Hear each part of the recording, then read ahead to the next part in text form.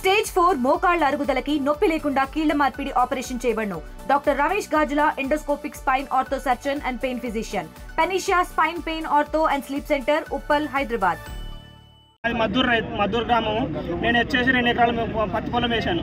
ఇప్పుడు అలంపూర్ చౌరస్తాకి సీసీ పత్తి తీసుకొని వస్తే వాళ్ళు ఏమంటున్నారంటే పొద్దు నుంచి 50 బండ్లు దొబ్బుకున్న తర్వాత ఇప్పుడు ఆఖరికి రాను 4 గంటల నుంచి 5 గంటల నుంచి ఏమంటారంటే అది అసలు మ్యాచర్ పెట్టకుండానే మ్యాచర్ రాలే అంటున్నారు. ఎట్లా రిజెక్ట్ చేస్తారు? ఒక్కటి ఫస్ట్ మీరు పెట్టిన తర్వాత మ్యాచర్ రాకుంటే మాది తప్పు, రైతులది. ఆరేసుకొని వస్తాము. మళ్ళీ మేము అంతా ఎండకి సార్, మీరు కూడా చూస్తున్నారు, నెల 15 రోజుల నుంచి వర్షం కంటిన్యూగా పడుతుంది. ఎక్కడి నుంచి వస్తుంది సార్ పత్తి? క్వాలిటీ పత్తి అంటే ఎక్కడి నుంచి వస్తుంది?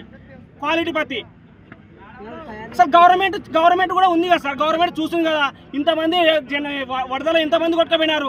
ఎవరు కొంటున్నారు పత్తి? ఎక్కడ అమ్మాలా? మనం రైతులం కాదా? ఎక్కడ పోవాలా? ఏదైనా సమస్య ఉంటే కలెక్టర్ దగ్గరికి పోండి, ధర్నా చేసుకోండి. ఆ రైట్స్ హక్కులు ఉంటాయి. అంతేగాని చీటికి మాటికి నాకు కడుపు నొప్పి లేస్తుంది, నువ్వు టాబ్లెట్ వేసుకుంటుంటే కుదరదు. ఇది national highway. Number of vehicle 10 నిమిషాలలో 4-5 కిలోమీటర్లు ఉంటుంది. మనకు తెలుసు కర్నూలు నుంచి హైదరాబాద్కు ఎంతమంది పేషెంట్లు హైయెస్ట్ ఫాస్ట్గా వెళ్తుంటారు. ఒకటి గ్రీన్ ఛానల్ అని కూడా ఉంటుంది. అంటే ఊపిరితిత్తులు, కిడ్నీలు తీసుకొని 120-140 మీద వెహికల్స్ పోతుంటాయి.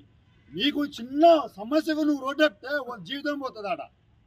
ఇదే లాస్ట్ అండ్ ఫైనల్ మీ అందరు చెప్పేది. మీ సమస్యలు ఉంటే ఇక్కడ ధర్నా చేయండి, లేదా కలెక్టర్ దగ్గర పోయి మీ హక్కులు సాధించుకోండి.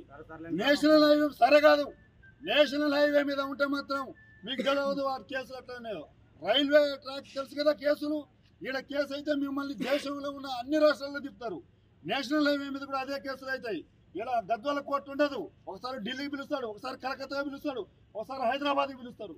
మీకున్న ఆస్తులు అమ్ముకున్నా కూడా తిరగడానికి చేత కాదు. రాకపోతే 2వ రోజు అరెస్ట్ చేసి చేయలేమంటారు.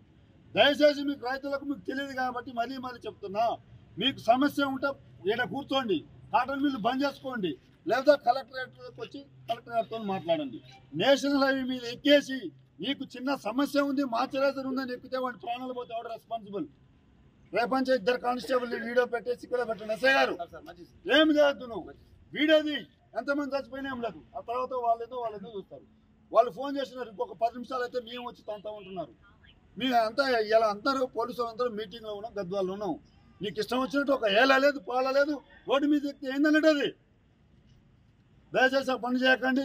మళ్ళీ చెప్తున్నా, మీకు ఏదైనా సమస్య ఉంటే ఆ బండ్లు ఆపుకోండి, వచ్చి కలవండి, లేదా మా ఎస్ఐ గారు చెప్పండి. మాకు అన్యాయం జరుగుతుందంటే మా ఎస్ఐ గారు అవసరం వస్తే మిమ్మల్ని కలెక్టర్ గారికి తీసుకుపోతాం. క్లియర్ కదా? చరిత్ర సృష్టించినోడు ఇప్పుడు ఆ చరిత్రని తిరగరాయబోతున్నాడు. అబద్ధాల గోడల్ని బద్దలు కొట్టి నిజాలను రాగా మీ ముందుంచబోతున్నాడు. నిజమైన వార్తల కోసం వెంటనే డౌన్లోడ్ చేసుకోండి రా యాప్ని.